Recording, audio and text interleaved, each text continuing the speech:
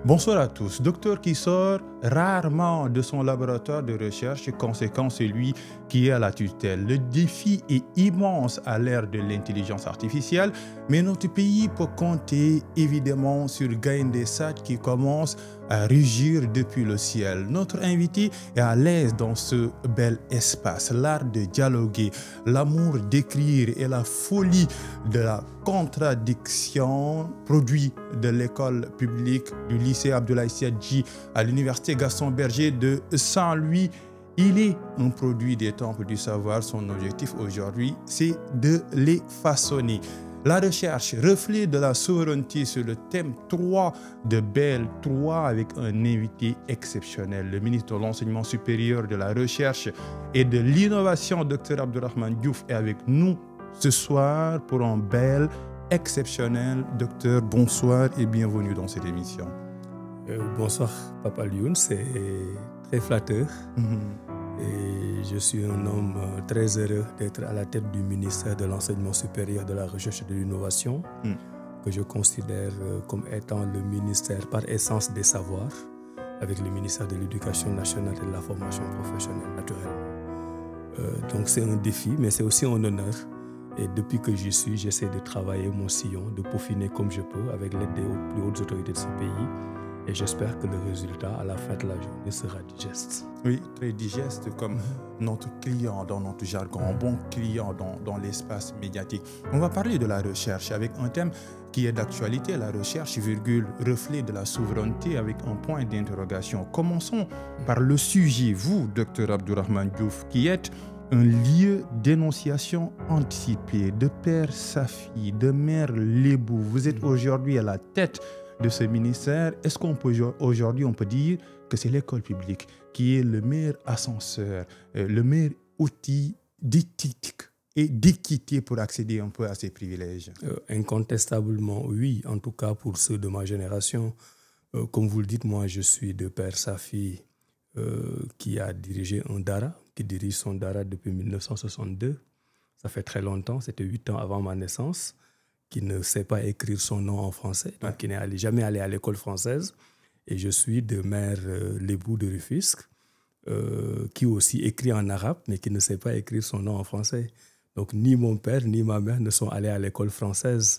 Et je pense que je suis quelque part un miracle et je dois peut-être notre entrée à l'école française du fait de l'influence de mes oncles, donc de mes oncles maternels, parce qu'on était dans la grande maison familiale à Médine, à Rufisque, et peut-être que nous étions eux, on ne serait jamais entrés à l'école, mes frères et moi. D'ailleurs, à chaque fois que mon père était fâché, il nous disait « c'est moi qui ai fait l'erreur de vous avoir mis à l'école française ». Bon, aujourd'hui, je pense que le résultat est agréable à voir. Et je dis pour les gens de ma génération, c'est important, parce que, vous savez, j'ai investi moi dans les écoles privées, mais mes écoles privées passent leur temps à donner des bourses et à éviter de prendre les inscriptions des élèves, parce que je considère qu'on leur donne l'opportunité de pouvoir faire des études, parce que j'ai considéré qu'à leur place, moi, il y a 25 ans, il y a 30 ans, si je n'avais pas eu ce coup de pouce, je n'aurais jamais fait une étude, parce que mes parents, naturellement, n'avaient pas les moyens de me payer une école privée. Et c'est peut-être ça ma chance d'avoir compris très tôt dans les coins et les recoins des quartiers populaires de Rufisque que la seule voie du salut dont je disposais, je dis bien la seule voie du salut dont je disposais, c'était l'école. Et c'est pour ça que j'y ai mis toute mon énergie, toute mon intelligence. J'aurais pu échouer comme réussir. Dieu a décidé que j'ai fait les études que j'ai faites. Et grâce en très grande partie à l'éducation de mes parents et aussi à l'école publique sénégalaise. Cette école de Senghor et de Abdou Diouf, on a beau les critiquer, mais ils ont mis en place un certain nombre d'outils qui nous ont permis de performer. Par exemple, le terme toucher. Toucher des livres, des cahiers, des encriers, des plumes.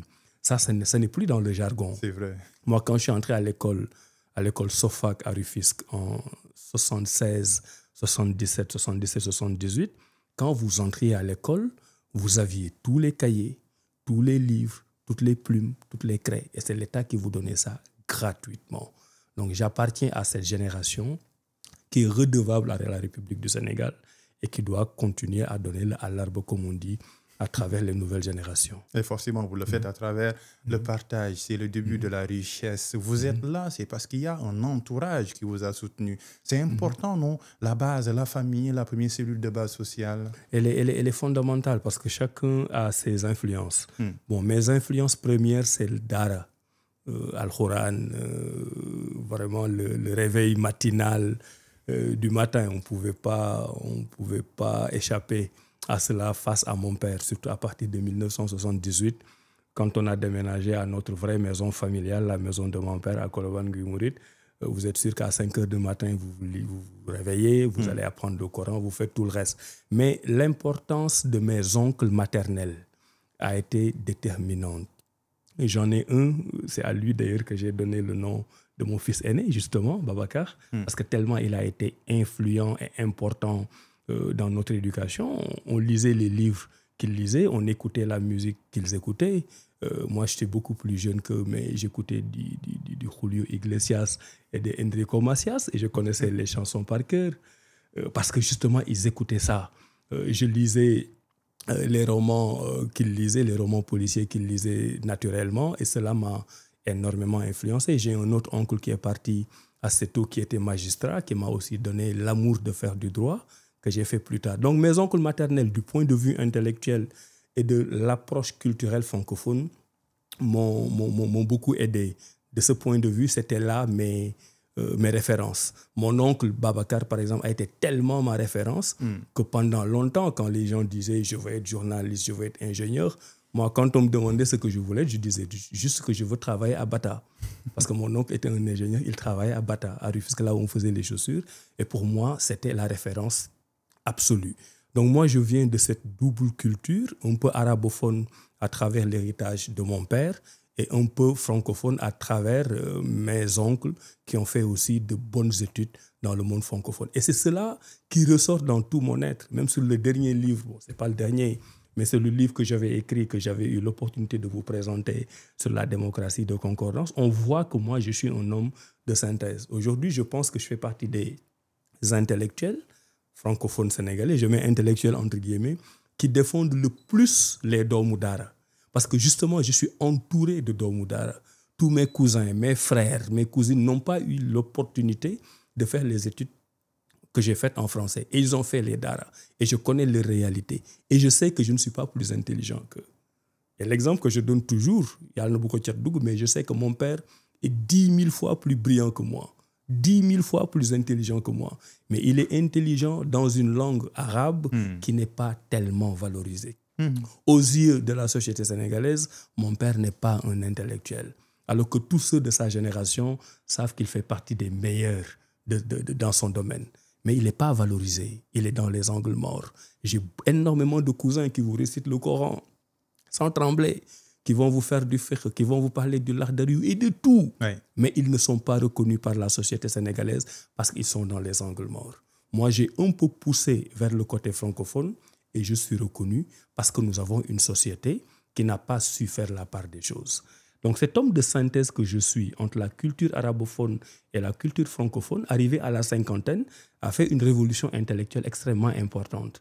Au point que je ne renie pas les deux côtés, mais j'essaie de dégager une voie nouvelle. Et c'est cette voie nouvelle-là, je n'invente rien, c'est la voie de la négritude, c'est la voie de Senghor, c'est la voie de Cheikh Anta Diop, c'est la voie de tous ces chantres qui ont chanté l'homme noir, comme Cheikh Ahmadou Bamba aussi l'a fait, et qui n'ont pas été totalement reconnus de leur époque.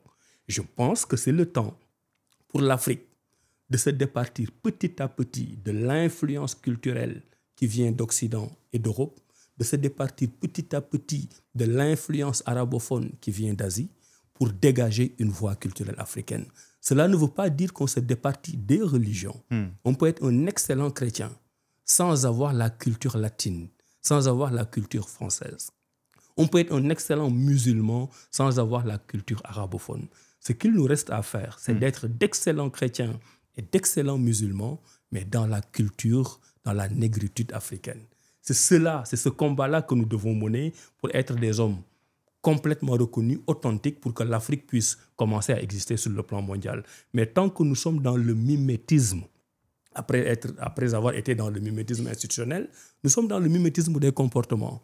nous voulons être plus arabes que les arabes, plus français que les français, plus latins que les latins, plus grecs que les grecs, en oubliant d'être des noirs.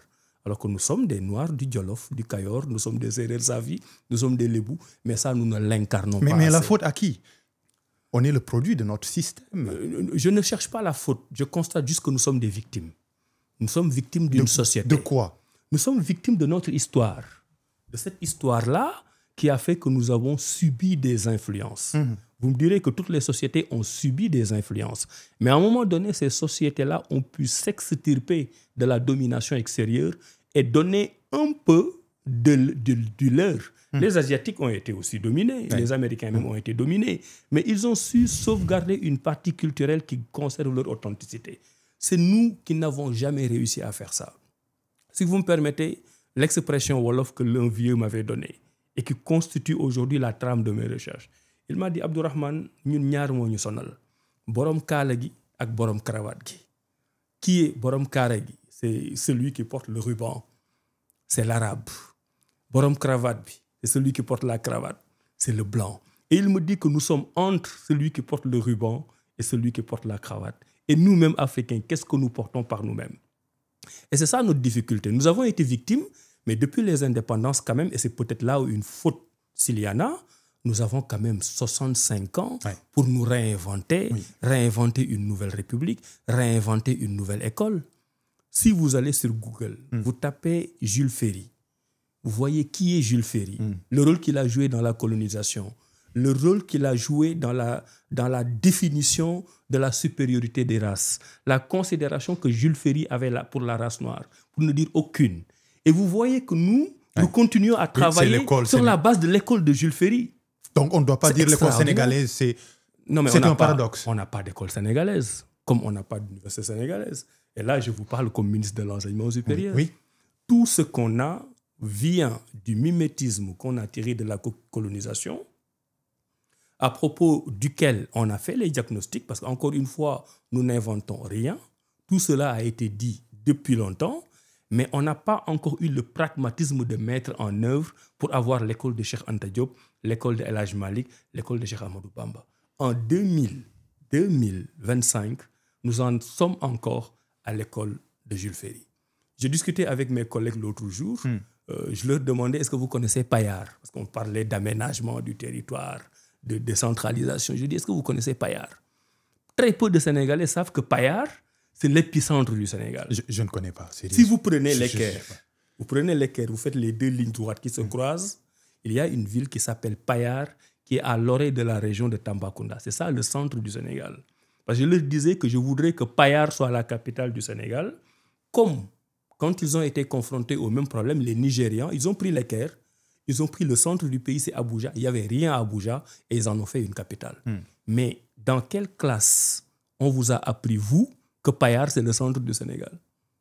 Dans aucune classe. Je viens de l'apprendre. Moi, je l'ai appris lors de la campagne électorale. Quand je faisais une tournée à Louga, on discutait des questions d'aménagement. C'est un baïfal, tout simple, qui, au détour d'une discussion, me dit, mais dans ce cas-là, l'idée que vous donnez est bonne, mais dans ce cas, il faut faire la capitale à Payar. Moi, j'avais juste l'idée de décentraliser la capitale et de mettre ça au centre du Sénégal. Mais personne ne m'a appris nulle part que Payar, c'est l'épicentre du Sénégal. Et pourtant, lui, il le savait parce qu'il avait une intelligence pratique qui ne découlait pas des livres ou des cahiers, parce qu'il avait une pratique du Sénégal. C'est ça qui nous manque. Être à l'école de Jules Ferry, avoir la plus grande université d'Afrique francophone, Cheikh Anta Diop, 100 000 étudiants, où on n'enseigne pas réellement l'œuvre de Cheikh Anta Diop, c'est une catastrophe ambiante. Mais qu'est-ce qu'on attend, monsieur le ministre? Maintenant que nous sommes au pouvoir, c'est le combat que nous menons. Qu'est-ce qu'on attend? Parce qu'encore une fois, les anciens n'ont pas péché dans la théorie. Tout ce que je dis, Cheikh Anta Diop l'a dit, Majmoud Diop l'a dit, tous les autres l'ont dit. Il nous a manqué à un moment donné un gouvernement dont l'action est basée sur l'endogénéité et qui a le pragmatisme de mettre l'africanité au centre de sa politique. C'est ce que notre gouvernement, avec le président Diomaye Faye et le premier ministre Ousmane Sonko, essayons de faire. Quand nous parlons de souverainisme, c'est ça, le retour à nos sources. Mais ce souverainisme-là, et je l'ai dit hier lors d'une conférence, c'est pas vivre en vase clos. Le souverainisme n'est pas le nationalisme exclusif. Le souverainisme n'est pas la détestation des autres. Le souverainisme, c'est de s'aimer soi-même. Et je me demande quel est le pays qui ne s'aime pas plus lui-même que les autres. Mais au moment où on s'aime soi-même, on est ouvert au monde. Parce que la nature a fait qu'il y a des choses sur lesquelles on peut être autosuffisant. Sur d'autres, on est obligé d'aller à l'assaut du monde. C'est ce que ce gouvernement-là essaie de faire. Mais les détracteurs vont essayer de vous dire « Ah, mais puisque vous dites que vous voulez être souverain, votre souverainisme doit être exclusif, vous n'avez besoin de rien ni de personne. » C'est très mal comprendre d'abord le fonctionnement du monde. Et je pars du principe que ce gouvernement est géré par des gens qui ont fait le tour du monde, qui connaissent les grandes problématiques, la géostratégie et qui sont capables de placer le Sénégal à une place meilleure sur la carte du monde. Donc oui, nous sommes souverains. C'est ce souverainisme-là qui va nous permettre d'aller dans les tréfonds de notre culture et d'essayer de bâtir une école nouvelle. Parce que, quel que soit, Pape Alioune, les réformes qu'on va essayer de faire, si on ne les articule pas autour du capital humain, autour du Sénégalais qui doit conduire le changement, ces réformes sont vouées à l'échec. Parce que quelle que soit la pertinence de la réforme dans l'école, au niveau de l'agriculture, de l'hydraulique, de l'assainissement, dans tous les domaines de la vie économique et sociale, ces réformes sont conduites par des hommes et des femmes qui sont le produit de leur société. Si nous ne sécrétons pas des hommes et des femmes conscients de ces enjeux, conscients de leur africanité, patriotiques jusqu'au bout des ongles en étant ouverts au monde entier, nous ne ferons rien. Et c'est pour ça que c'est cela le vrai chantier. Nous devons construire des infrastructures, mais la première infrastructure que nous devons construire, elle est humaine, elle est cérébrale, elle est intellectuelle, elle est endogène, elle est autocentrée, elle est africaine, elle est sénégalaise, elle est du Djalof, elle est du Baol.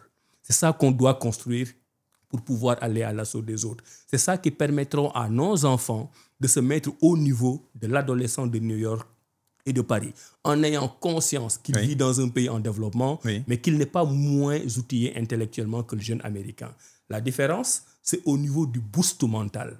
Le jeune américain, moyen même dans ses études, le jeune parisien, moyen même dans ses études, est tellement formaté qu'il considère qu'il est lui-même le centre du monde et que c'est lui qui doit impulser l'universalité.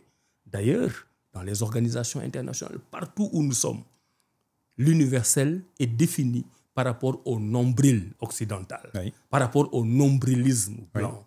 Quand ils ont fini leur consensus pour arriver à une règle, que ce soit une règle de droit, une règle économique, une règle sociale, puisque ce sont eux qui ont impulsé la règle et qui ont fait le consensus, leur propre règle de vie, à la base très situationniste, c'est une règle parisienne, c'est une règle londonienne, c'est une règle new-yorkaise. Cette règle-là, situationniste à la base, elle devient une règle universelle. C'est pour ça que nous parlons leur langue et qu'ils considèrent que leurs langues sont des langues. Et ils considèrent que nos langues sont des dialectes. Pourtant, nous sommes plus proches de nos langues. Nos langues, pour nous, sont des langues. Et leurs langues devraient être des dialectes. Mais dans cet universalisme qu'ils ont défini par eux-mêmes, leurs langues sont des langues et nos langues sont des dialectes. Mais il faut rompre, docteur, avec l'histoire défaitiste qu'on nous apprend dès le bas âge. Mais c'est très profond. Et c'est pour ça que je vous dis que nous sommes des victimes. Je vous donne un exemple. Allez-y. Moi, je porte le nom El Hadj Abdourahmane Diouf, qui est un très joli nom. J'en suis très fier. Même mes enfants portent mon nom. Le nom Abdourahmane, c'est dans les noms de mes enfants. Mais pourtant, moi, j'aurais pu m'appeler Ndahnam, comme mon grand-père. Mon grand-père paternel, direct, qui est né Tchédo. Oui, c'est dans le Tchédo, oui. Oui, qui est né Tchédo, qui s'est converti à l'islam et qui a pris un autre prénom. Mais pourtant, je taquine souvent mon père en le lui disant, mais il aurait pu continuer à s'appeler Ndahnam. Cela n'en ferait pas un moins bon musulman. Parce que les noms des Arabes... Vous l'auriez aimé, Ndahnam? Ma maison d'édition s'appelle Ndahnam. Je sais. Voilà. Donc, je suis allé reprendre le nom Tchédo de mon grand-père pour ne pas le perdre. Parce que je trouve qu'il aurait pu continuer à s'appeler Ndahnam Diouf et être un excellent musulman. Parce que les noms arabophones dont nous avons hérité ne sont pas des noms musulmans. Ce sont des noms arabes. Oui, c'est important, oui. Ce ne sont pas des noms musulmans. La preuve, ce sont des noms qui préexistent à l'islam. Le père du prophète, il est décédé avant la naissance du prophète. Et il s'appelait comment? Abdallah. Abdallah. Donc Abdallah, c'est un très joli patronyme, mais c'est un nom qui préexiste à l'islam. Ce n'est pas un nom musulman, c'est un nom arabe. Donc moi-même, en m'appelant Abdurrahman et en reproduisant ce qu'on m'a appris en appelant mes enfants Abdurrahman, je suis quelque part une victime de cette bien-pensance qui fait qu'on doit reproduire les mêmes choses. Alors qu'un minimum de réflexion m'aurait peut-être permis de me dire « mais je suis africain, je suis nègre africain, je dois mettre en avant mes racines et je dois pouvoir trouver d'autres prénoms. » Mais on subit tous cette pression sociale sans nous en rendre compte. J'ai un ami, je le salue au passage, il se reconnaîtra. J'ai beaucoup d'admiration pour lui. Lui, il a eu un premier garçon, il l'appelait Sundiata. Il a eu un deuxième garçon, il l'appelait Madiba. Et le troisième, je ne sais plus lequel. Mais il est allé chercher chez les héros africains et il leur a donné le nom parce que c'est quelqu'un de très panafricaniste. Et pourtant, il n'en est pas moins musulman. Il faut se battre contre son environnement. Donc, il faudra que nous, on ait cette rupture mentale, encore une fois, qui nous dévie de la culture occidentale, qui nous dévie de la culture arabe, et tout en continuant à en être des bons musulmans et des bons chrétiens, à être des bons Africains. Maintenant, le mal est très profond. C'est un gros rattrapage. Ah oui. Récemment, on a introduit une œuvre de Cheikh Ahmadou Bamba Kounta Katiman dans le cycle scolaire. Ça a créé une vague de réactions. Mais après l'émotion de ressusciter cette œuvre magistrale, surtout pour la jeunesse, on s'est dit, mais on a beaucoup perdu de temps, non? Ah, mais on a beaucoup perdu du temps. S'il y a une faute quelque part de nos générations, c'est bien là. Oui. Et le paradoxe, c'est que les gens savaient. Moi, quand je relis vraiment les écritures avec beaucoup de bonheur de tous ces pères de l'indépendance. Mais j'avoue que nous ne disons pas quelque chose de différent de ce qu'ils ont déjà dit. Le problème, c'est qu'est-ce qui s'est passé pour que toutes ces théories ne soient pas passées en termes de politique publique. Oui. C'est ça qui nous manque. Tout à l'heure, vous avez donné l'exemple de Touba, un excellent exemple. Moi, j'ai vécu ça il y a 3 ans, 4 ans, quand je suis allé à Touba. C'était Kazou Rajab d'ailleurs, ce qu'on a fêté la semaine passée. Et on me dit, il y a une exposition, est-ce que vous voulez venir voir? Je vais aller regarder l'exposition. C'était une exposition sur l'histoire de la construction de la mosquée de Touba. 1932, 1933, jusqu'à 1962-63, inauguration. Et ce jour-là, c'est comme si je découvrais quelque chose d'exceptionnel. On ne m'a jamais appris, dans aucune classe du Sénégal, l'histoire de ce qui est l'un des plus grands monuments d'Afrique. Dans aucune classe du Sénégal. Et pourtant, je connais très bien l'histoire de la Tour Eiffel et de Notre-Dame et de tout le reste. Oui. Parce que par les aléas de l'école de Jupiter de Babylone, on vous apprend tout ça et on oublie de vous inculquer votre propre histoire. C'est en cela que nous sommes des victimes. Maintenant que nous avons tous constaté cela, qu'on a des autorités qui sont souverainistes, panafricanistes, patriotes, je pense que c'est le moment de passer à une vitesse supérieure pour que l'Afrique soit vraiment le nombril du monde qu'il n'aurait jamais dû cesser. Il ne faut pas avoir peur de ces mots souverainisme. Il ne faut pas. Absolument pas. Il faut l'assumer. Il faut l'assumer, mais encore une fois, la vraie définition du souverainisme, c'est qu'on est pour soi-même, mais on ne déteste pas les autres. C'est le nationalisme étroit, étriqué qu'il faut condamner. Les frontières sont tenues dans le discours politique. Mais quand on dit on est souverainiste panafricain, on n'est pas exclusivement sénégalais. L'histoire fait que nous ne pouvons pas être exclusivement sénégalais. Et c'est être étroit d'esprit que de croire que nous pouvons nous en sortir tout seuls.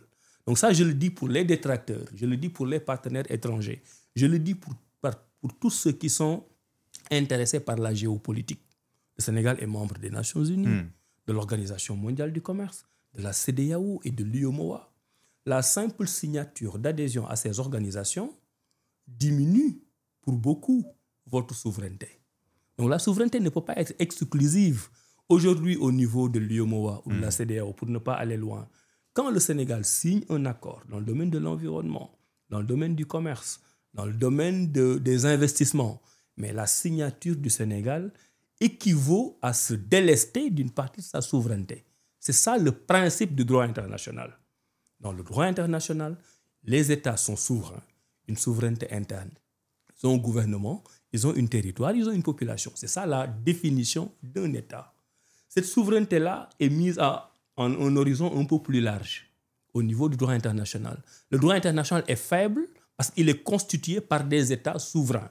Mais le droit international existe parce que chaque État accepte de se délester d'une partie de sa souveraineté au profit de la communauté internationale, qui est une fiction juridique. Mais quand on a fini de comprendre ça, et quand on est un pays qui ne produit pas assez, nous ne produisons pas assez de riz, nous ne produisons pas assez de céréales, nous ne produisons pas assez de cuir, nous ne produisons assez de rien de toute façon. Ouais. Nous ne produisons même pas des cotons-tiges, nous ne produisons rien. Mais on ne peut pas partir avec ces préalables et de décréter un nationalisme absolutiste, étriqué et étroit. Nous allons à la convergence du monde. Nous allons conserver pour nous ce que nous savons faire de mieux. Sur tous les domaines où on a un vrai avantage comparatif, nous les ferons par nous-mêmes, sans aller avoir recours à l'expertise extérieure.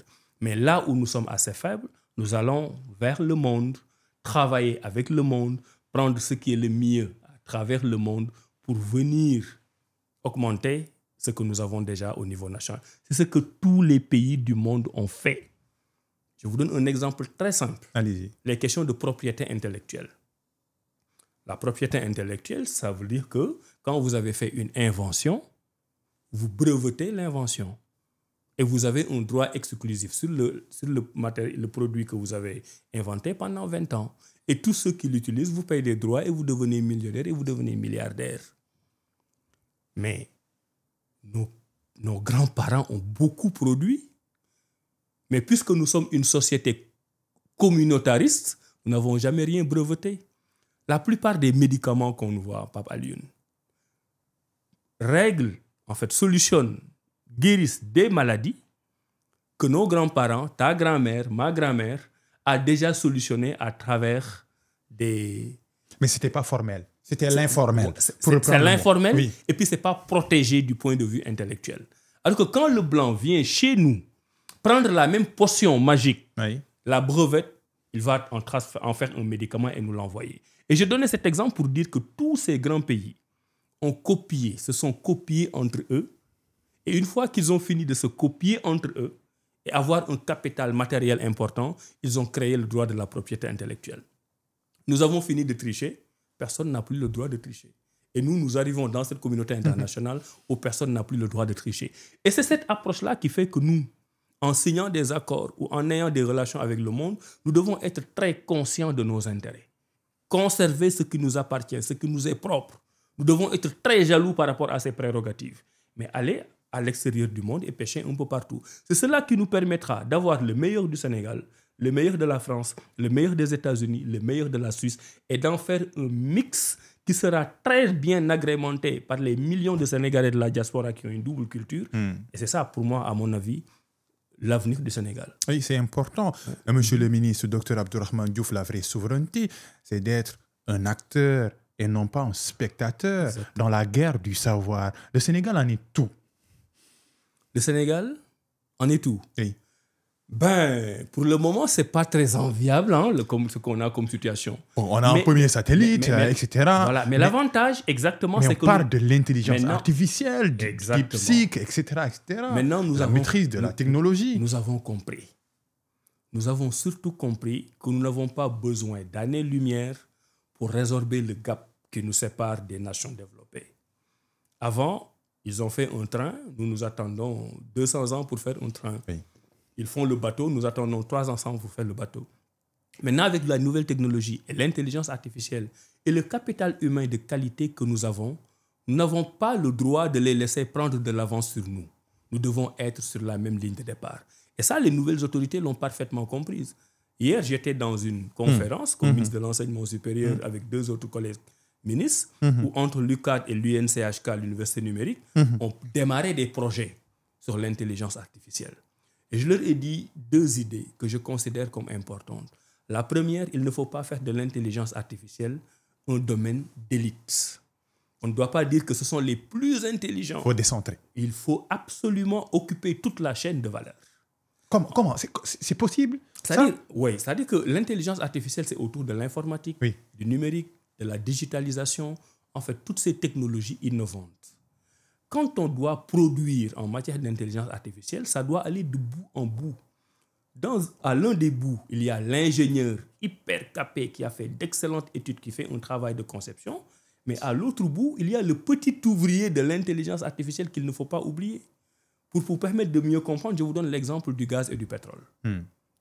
On a tendance à considérer ça comme un métier d'élite. Mais il y a de très grands ingénieurs qui sont à une des extrémités sur le pétrole et le gaz. Mais il y a au moins une centaine de corps de métiers qui travaillent dans ce domaine.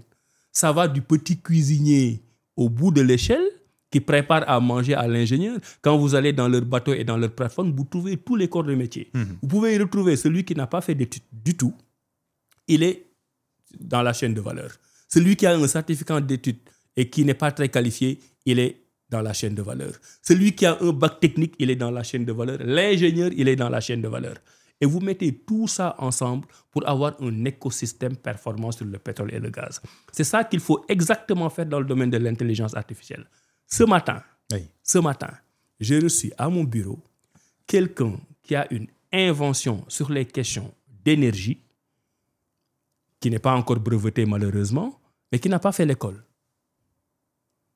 La semaine passée... Ce qu'on appelle les analphabètes. Exactement. Malheureusement. Je n'aime pas spécialement le terme. C'est ça, oui, c'est ce qu'on appelle. La semaine passée, on m'a présenté à un jeune qui vient de... Enfin, on ne me l'a pas présenté physiquement, on m'a présenté son dossier, qui vient d'inventer un drone. Ah oui. Il n'a pas fait l'école.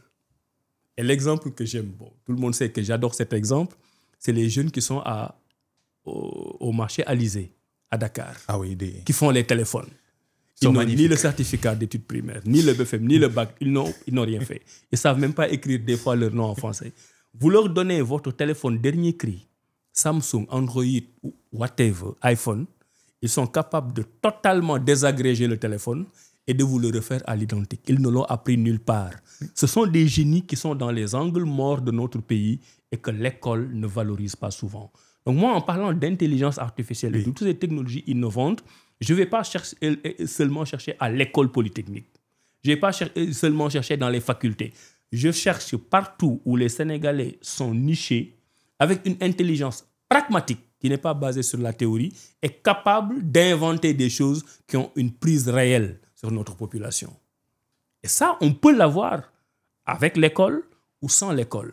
Maintenant, notre intelligence, et c'est ça la deuxième idée. Quand j'ai dit qu'il ne faut pas en faire un domaine d'élite, la deuxième idée, c'est de l'endogénéiser, comme le préconisent les nouvelles autorités. De l'endogénéiser, cela veut dire qu'on n'est pas à une course vers la création d'innovation sans prise avec notre réalité. Je veux dire, avec l'intelligence artificielle, si on doit faire des cure-dents, ce sont les cure-dents qui sont notre besoin, pas les voitures électriques. On fait des cure-dents. Et on a donné un excellent exemple hier sur l'intelligence artificielle et l'agriculture. Si avec l'intelligence artificielle du moins, une vache qui faisait 5 litres de lait par jour fait 10 litres de lait par jour, c'est ça notre priorité. Donc cela veut dire qu'on peut utiliser le même outil que les États-Unis ou la France, mais avec des finalités différentes. Et ça, c'est une vraie guerre. Hein. Mais c'est juste une conscience de soi. Oui. Une conscience de ses propres besoins. Je donne un autre exemple. Vous allez dans des villes, New York, les grandes villes américaines, où dans la course au développement, ils ont pensé qu'il fallait faire des gratte-ciel. Allez à Genève, une très grande ville internationale, qu'on appelle même le 5e continent, vous ne verrez pas de gratte-ciel. Parce que dans leur approche du développement, les Américains ont pensé qu'il fallait construire haut, avec des ingénieurs. Les Suisses ont considéré qu'il fallait construire bas. Et les ingénieurs américains ne sont pas plus outillés, plus expérimentés et plus forts. Seulement les Suisses, ils ont construit un développement endogène basé sur leurs besoins. Donc nous, le développement qu'on va opérer sur la base de l'intelligence artificielle, ce n'est pas de copier exactement ce qui se fait dans les pays développés. Ce n'est pas notre développement. Notre développement, c'est un exemple que je me donne souvent à moi-même en rigolant. Moi, depuis que je suis rentré au Sénégal, je me rends compte que je suis assez encombré par des chaussures fermées avec des chaussettes. Et après, quand on réfléchit, je me rends compte que effectivement, on ne peut pas être en Afrique et donner la priorité à des chaussures fermées avec lacets et avec des chaussettes. Parce que ceux qui ont créé ces chaussures fermées avec des chaussettes, mais ils vivent dans un climat glacial, Il faut faire quoi alors? froid. Il faut porter des sandales tant qu'on peut. Mais est-ce qu'on peut entrer dans une administration, dans un ministère, Voilà. au palais avec ses sandales, monsieur le Excellent ministre? exemple de biais cognitif.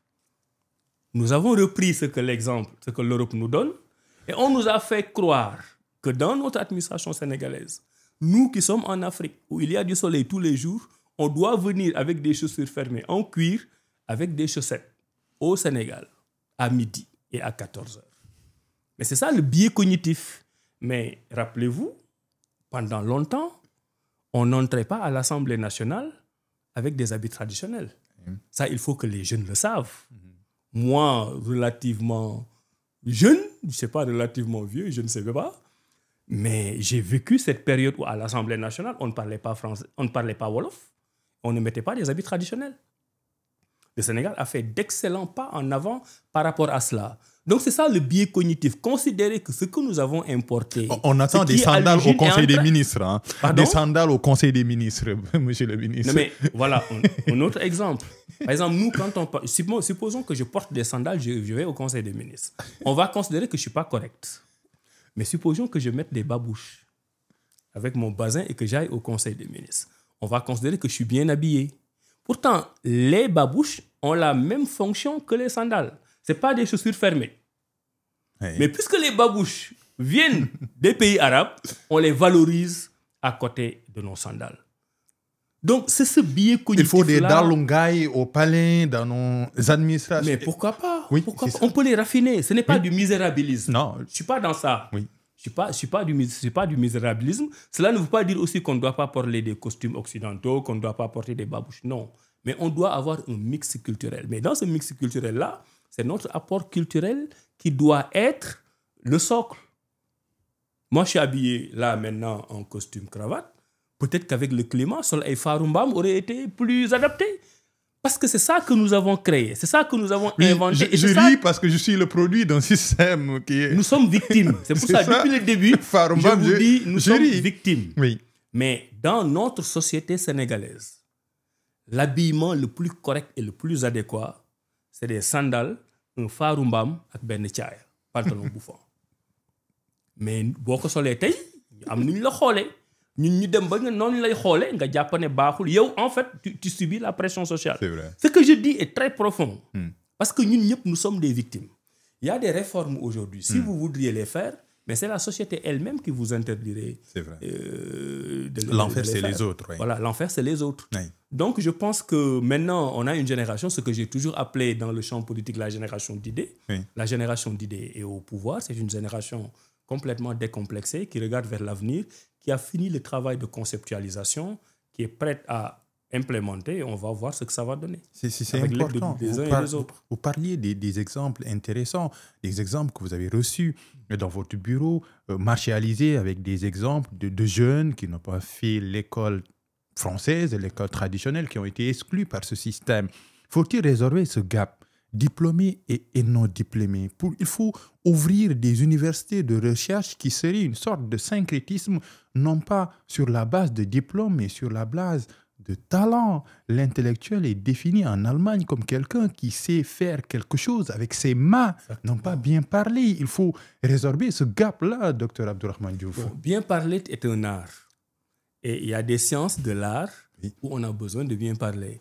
Nous autres qui avons fait droit, on nous a très tôt appris que tout ce que vous savez faire, c'est parler et écrire. Donc, sachez bien écrire et parler. Oui. Donc, dans ce domaine-là, le droit, c'est un art. Les lettres, c'est de l'art.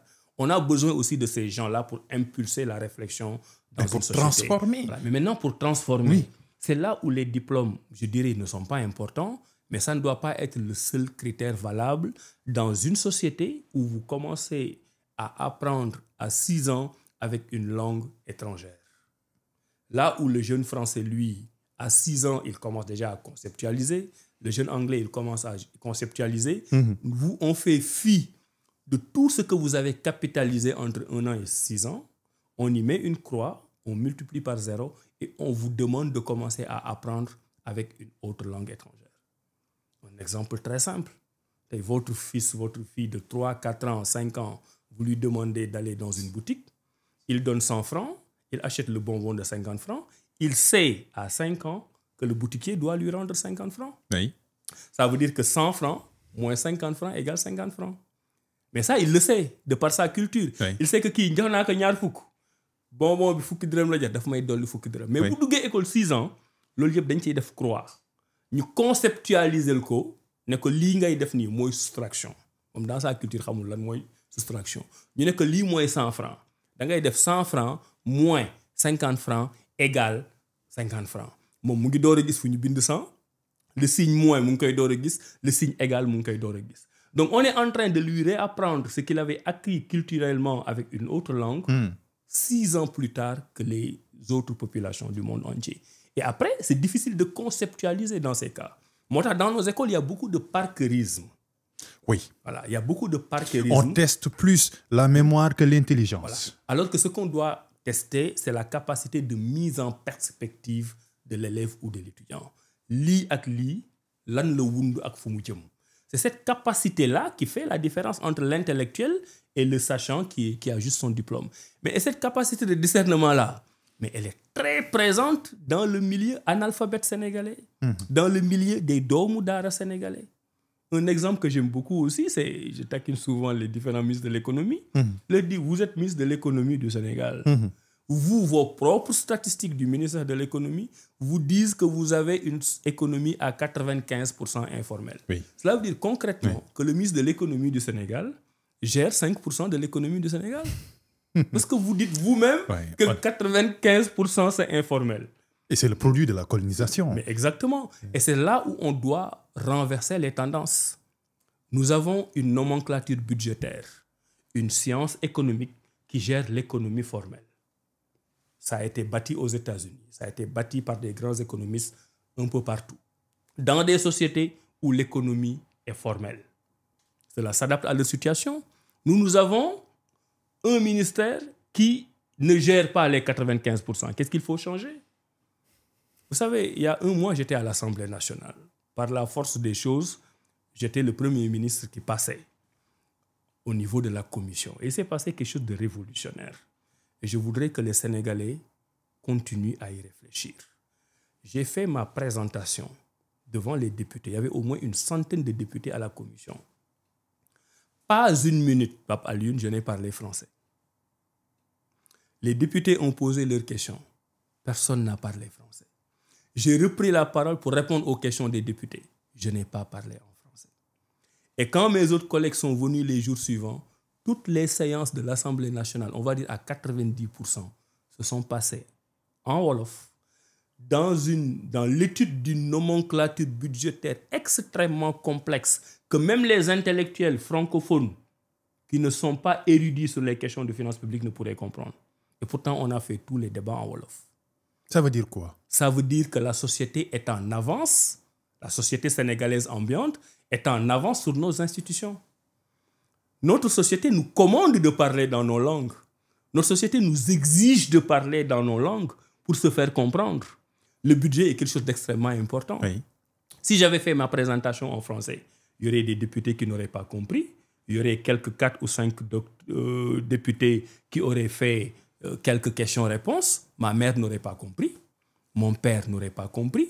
Beaucoup de députés n'auraient pas compris. Je me rappelle même, à un moment donné, j'ai dit 1 ou 2 phrases en français.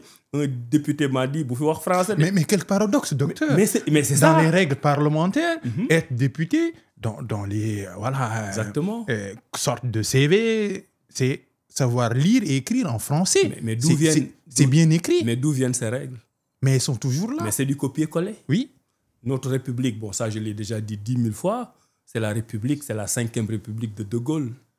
Pensez à 1946. Quand De Gaulle l'a pensé d'ailleurs, les Français n'étaient pas d'accord. En 1946. Il a fallu qu'ils reviennent en 1958 pour les sauver une deuxième fois. Il leur a dit, attention, pour pouvoir sauver la France, j'ai besoin d'être presque un roi. Je veux une 5e République, je veux une nouvelle constitution. Mais cette constitution-là, C'est exactement ce que nous avons encore aujourd'hui au Sénégal. C'est une constitution allogène qui ne retranscrit pas nos réalités. Mais le débat sur l'Assemblée nationale sur le budget, c'est un exemple. Quand on vous dit qu'il faut savoir lire et écrire en français. Oui, c'est une condition. Combien de personnes, d'érudits sénégalais vous connaissez qui auraient la capacité, le charisme, l'intelligence, le leadership de diriger le Sénégal sans pour autant avoir la capacité de parler français? Je l'ai dit une fois, bon, tout le monde n'est pas d'accord avec moi, je le conçois, c'est un débat démocratique. J'ai dit une fois que dans la constitution du Sénégal, il suffit de changer une phrase pour que le pays bascule. Parce qu'on a dit, pour être président de la République du Sénégal, il faut savoir lire et parler en français. On a organisé un référendum, c'est passé. Vous savez qu'on peut changer la constitution sans aller au référendum. Si aujourd'hui la majorité parlementaire, en accointance avec l'exécutif, disait pour être président de la République du Sénégal, il faut savoir écrire et parler arabe. Le pays bascule parce que Pape Alioune Sarr devient immédiatement un analphabète. Oui, c'est sûr. Abdourahmane Diouf devient un analphabète. Ouais. Et ceux qui étaient soi-disant au bas de l'échelle, avec une certaine érudition, deviennent les nouveaux intellectuels. Et ce biais-là est présent chez nous, chez les intellectuels. Il y a des réformes que nous ne voulons pas nous-mêmes parce que la mise en œuvre de ces réformes va édulcorer notre statut social. Parce que notre statut social sort est sécrété par les diplômes et l'enseignement que nous avons. Il y a des gens qui ont fait des études plus poussées que nous dans une autre langue. Oui. Mais disons demain, pour être président de la République du Sénégal, parce que le français, c'est une langue étrangère. Oui. L'arabe est une langue étrangère. D'imposition Disons même. demain, pour être président de la République, il faut savoir lire et écrire en arabe. Ou en Wolof. 99, ou en Wolof. Écrire en Wolof. 90% de la classe politique actuelle serait illégible. Il ne pourrait pas être élu. Donc voilà comment on construit une société. Nous avons construit une société sur la base des valeurs des autres, sur la base des valeurs qui sont venues des autres. On a fait du copier-coller sans réellement tropicaliser. Mais le résultat, il est là. Alors que notre intelligence massive que nous voyons à Sandaga, au marché Alizé, à Touba, à Tivaouane, un peu partout, mais elle n'est pas valorisée. Regardez le sort des arabophones dans l'administration sénégalaise. On a récemment créé le BAC, fait de bons résultats. Maintenant, ils ont même un quota au niveau de l'ENAM, de l'ENA du moins. Mais après, ils ne peuvent pas réellement servir aux plus hautes fonctions de l'État. Ça reste encore un statut marginal. Mais comment les formaliser? Mais créer un modèle africain avec le substrat de nos langues locales et de nos langues nationales. Une grande révolution, ça. Ah, mais il faut faire de grandes révolutions pour y arriver. Je ne sais pas si vous avez eu la chance d'aller en Afrique de l'Est. L'une de leurs révolutions, c'est d'avoir réussi de faire du Swahili la langue de véhicule. À la base, c'est une langue vernaculaire, les fameux dialectes. Mais ils ont réussi à faire de la langue vernaculaire la langue véhiculaire de l'information et une langue officielle. Et à chaque document officiel au Kenya, en Ouganda, dans toute la East African Community, vous avez l'anglais et vous avez le Swahili. Et le Sénégal est en train de réussir ça d'ailleurs. Parce que depuis l'avènement des radios au début des années 90, 1er juillet 1994 avec Sud FM, après Walfadjri qui est venu, toutes les radios, mais les Sénégalais communiquent maintenant en Wolof. C'est vrai. Je ne mets pas le Wolof au-dessus des autres. C'est vrai. Mais la réalité pragmatique, c'est que nous émissions en prime communiquons time, maintenant, c'est en Wolof. Moi-même, je ne sais pas quelle est la dernière fois que j'ai fait une émission en français. On me Tout se demande fait en même Wolof. de faire Belle en Wolof. Il y a une forte demande. Mais et vous savez... Il y en a. Et je pense que vous allez suivre. Parce que si vous ne suivez pas, vous êtes en décalage par rapport à, par rapport à votre propre société. Mais le Sénégal, c'est l'un des rares pays en Afrique qui a une opinion publique. Vous savez qu'au Sénégal, il y a une opinion publique très forte. Oui. Le Sénégal, c'est le pays où un gouvernement peut prendre une décision le matin et reculer l'après-midi. C'est vrai. Parce qu'il y a une forte opinion publique. Ou donner des justifications à la Exactement. Mais vous pensez que ça vient d'où? Ça vient du fait qu'on a une langue vernaculaire qui est devenue la langue véhiculaire de l'information qui est le Wolof. Tout le monde comprend. Quand le président Diomaye parle, tout le monde comprend. Il n'y a pas de différence entre le docteur et celui qui n'est pas allé à l'école. Parce qu'on lui parle dans la langue qu'il connaît. Vous voyez d'ailleurs les jeunes sur les réseaux sociaux, ils jouent avec ça. Ils disent que sur les 3 dernières années, tous les Sénégalais, par exemple, sont devenus des spécialistes du droit pénal. C'est vrai. Le mandat de dépôt, la L'apprenti. contumace, etc. Mais parce qu'on a des débats en Wolof qui permettent aux gens de comprendre. Ceux qui n'ont pas fait des études en français, ce n'est pas qu'ils sont moins intelligents. Non, pas du tout. C'est parce qu'ils n'ont pas fait le même parcours. Donc l'intelligence, ce n'est pas quelque chose qui se mesure à l'aune de la langue, à l'aune de la complexité de la langue que vous parlez. Un autre exemple que j'aime bien, quand je suis allé à l'ISEP, l'Institut supérieur d'enseignement professionnel de Diamniadio, j'ai trouvé les jeunes étudiants qui travaillaient sur une voiture qui venait de Corée.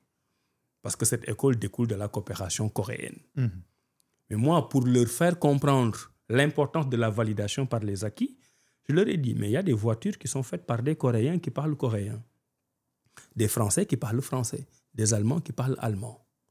Mais dans tous nos coins, partout au Sénégal, il y a des usines de mécaniciens où les élèves, les jeunes apprentis réparent des voitures en parlant wolof. Oui. Et je leur ai dit, mais allez prendre ces jeunes-là qui n'ont pas de diplôme, mettons en place un système de validation des acquis, vous faites l'équivalence et vous vous rendrez compte qu'ils ont le niveau du bac. C'est vrai. En mécanique, ils auront le niveau du bac. Ou même plus. Ou même plus. Oui. Mais on continue à les laisser comme des angles morts parce qu'ils ne savent pas réparer la voiture en se basant sur la langue française. Et vous savez, l'idée m'était venue parce que l'un des élèves, l'un des étudiants qui présentait la voiture qu'il était en train de réparer, il était brillant dans ce qu'il faisait, mais à chaque phrase de français, il faisait une faute. Et je me suis dit, justement, celui-là, sa compétence, ce n'est pas le français. C'est vrai. C'est la capacité à faire rouler le moteur. Et cette capacité, cette compétence à faire rouler le moteur, mais on en a dans tous nos quartiers. Mais on n'en a fait rien parce qu'ils ne l'ont pas appris en français. Et je pense que c'est vers des réformes importantes comme ça que nous devons aller à l'éducation nationale, à la formation professionnelle, à l'enseignement supérieur. Les différents ministres en sont conscients, le Premier ministre en est conscient, le Président en est conscient. J'ose espérer que nous sommes la génération d'idées qui permettra de rendre pratique, de mettre en œuvre toutes ces idées théoriques panafricaines que nous avons développées par ailleurs, mais qui ne sont pas encore mises en œuvre. Donc, Oui. c'est ça mon espoir et j'espère qu'en tant que ministre, je pourrai en réaliser une partie. Mais c'est un défi immense. À l'ère où même les grandes puissances sont en guerre froide. Je parlais tout à l'heure d'IPSIC entre la Chine et les États-Unis. Mais est-ce qu'on n'a pas ce mal-là, Dr Abdourahmane Diouf, de considérer ces outils qui modernisent et façonnent notre monde comme des outils de divertissement, mais pas de recherche? Il y a TikTok qui est venu, on en a fait un outil de recherche, de divertissement. L'intelligence artificielle est là où sera là, on en ferait des outils de divertissement. La souveraineté, c'est ça, dompter les réseaux sociaux. Mais aujourd'hui, les réseaux sociaux nous échappent, Dr Abdourahmane Diouf. Ce n'est pas les réseaux sociaux qu'il faut dompter, c'est l'homme sénégalais qu'il faut dompter, l'homme avec le H majuscule. Parce que TikTok existe en Chine, Oui, existe partout. oui, Quelle est l'utilisation qu'on en fait? oui. Vous, avec votre téléphone, vous pouvez passer votre vie à faire TikTok.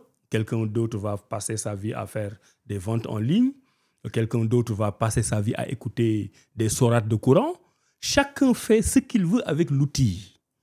C'est pour ça qu'au début, je disais qu'il faut endogénéiser l'intelligence artificielle et nous amener à une application de ces différentes intelligences vers nos propres besoins.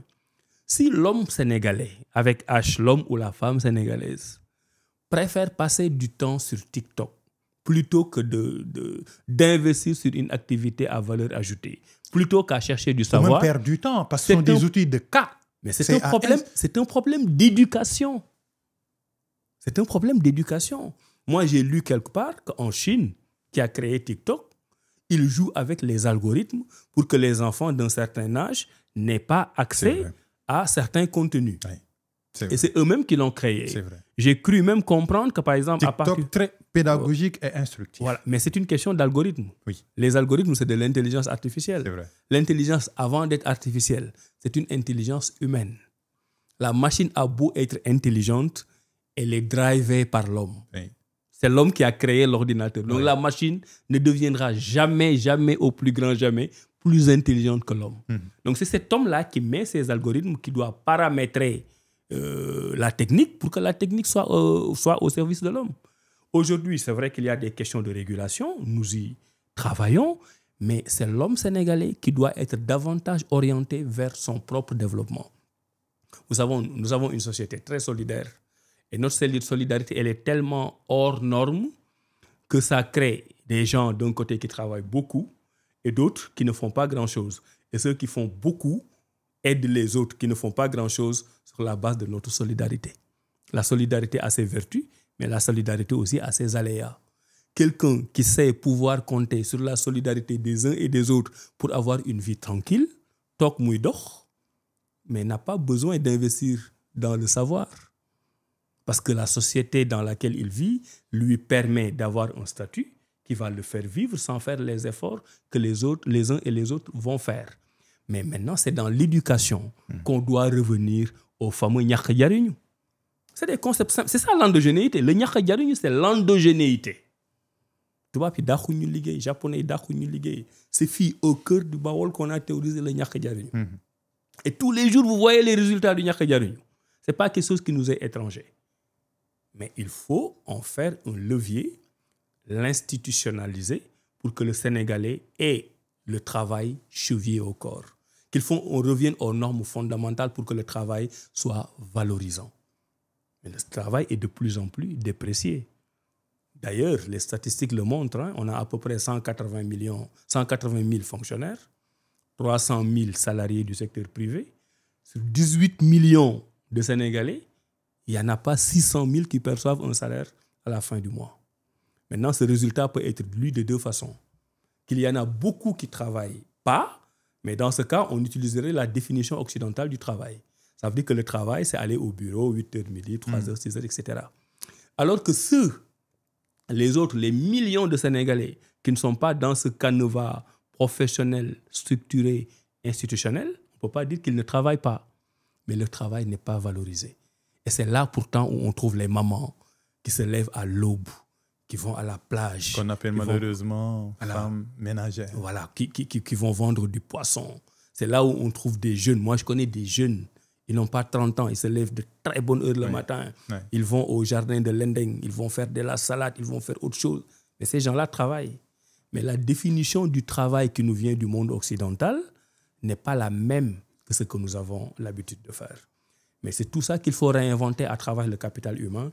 Et le capital humain, c'est de faire comprendre aux Sénégalais que quel que soit le canevas que l'on prend, l'école francophone, l'école arabophone, les daara, métiers, etc., l'essentiel, c'est d'être utile à soi et d'être utile avec son pays. Tant qu'on a la capacité de sécréter l'intelligence qui crée du matériel et qui vous donne la dignité de vivre, vous êtes un travailleur. C'est ça que les nouvelles autorités doivent inculquer à nos jeunes pour qu'ils comprennent. Et une fois que nous aurons compris ça, nous aurons la dignité chevillée au corps, la compétence chevillée au corps, le patriotisme, la fierté. Et nous commencerons à considérer que nous sommes le centre du monde. Parce qu'en réalité, nous sommes le centre du monde. Mais on nous a raconté d'autres histoires qui nous ont dépréciés au point que nous ne croyons plus en nous-mêmes. Nous considérons que les autres sont plus beaux. Nous considérons qu'ils sont les plus intelligents. Et ça va loin. Même là, maintenant, Pape Alioune, on est en train de faire une émission avec des caméras qui nous sont venues d'ailleurs, qui sont paramétrées pour faire briller le blanc. Mais c'est très profond. C'est vrai. C'est très, très, très profond. C'est vrai. C'est très profond. Il faut du blanc. Mais nous, si on avait fait nos propres caméras, on l'aurait paramétré pour faire briller le noir. Et le blanc qui apparaîtrait sous nos caméras aurait besoin d'être... Vous voyez ce que je veux dire? C'est extraordinaire, c'est très profond. C'est très profond. Et c'est sur ces questions-là qu'il faut réfléchir. Le gouvernement est dans de bonnes dispositions, mais le gouvernement ne peut rien faire sans l'onction populaire. Et c'est cette onction populaire-là qui doit nous amener à faire des sacrifices. Un grand peuple, c'est un peuple qui doit pouvoir s'oublier un moment pour penser aux générations futures. Tant que le peuple sera dans une approche immédiatiste, dans la dictature de l'urgence, c'est un peuple qui ne saura pas préparer l'avenir. Et nous l'avons tous vécu. Vous allez voir une maman, un papa qui investit sur l'école privée de son enfant au moment où il n'assure même pas correctement la dépense quotidienne. Mais il sait que ce qu'il est en train de payer à l'école privée, c'est l'investissement qui lui permettra à son enfant de lui acheter la voiture de ses rêves ou sa maison dans 20 ans ou 25 ans. Mais ça, nous parvenons à le faire au niveau individuel. Parce que nous sommes des gens pragmatiques. Les Sénégalais sont des gens malins. Les Sénégalais sont des gens intelligents. Mais on est malins, intelligents que dans nos coins, en train de régler nos propres intérêts individualistes et égoïstes. Collectivement, nous peinons. Pendant très longtemps, et je me réjouis du fait qu'on ait dépassé ce stade, on avait les meilleurs joueurs africains sans jamais avoir eu la meilleure équipe africaine. Dans la recherche, c'est comme ça. Dans tous les domaines, c'est comme ça. Très fort individuellement, incapable de se mouvoir en équipe. Et le jour où le Sénégal aura la capacité de se mouvoir en équipe dans tous les domaines, je vous garantis que personne, aucun peuple du monde ne pourra nous concurrencer parce que nous sommes un très très grand peuple. Merci beaucoup, Dr Abdourahmane Diouf. Ce qu'on appelle l'oxymore, c'est que le temps file vite quand on vous interroge parce que vous êtes un bon client. Merci beaucoup d'être là. Mais c'est moi qui vous remercie d'avoir pris cette excellente initiative. Merci. Une émission pareille, on en demande et on en redemande. Moi, je suis sûr qu'il y a énormément de très bons clients qui sont en train de se bousculer, qui vont venir. C'est un excellent concept. On a envie d'avoir ces genres de débats. Parce que des fois, quand on parle, on nous dit ils ne font que parler. Mais parler est un art, parler est une science.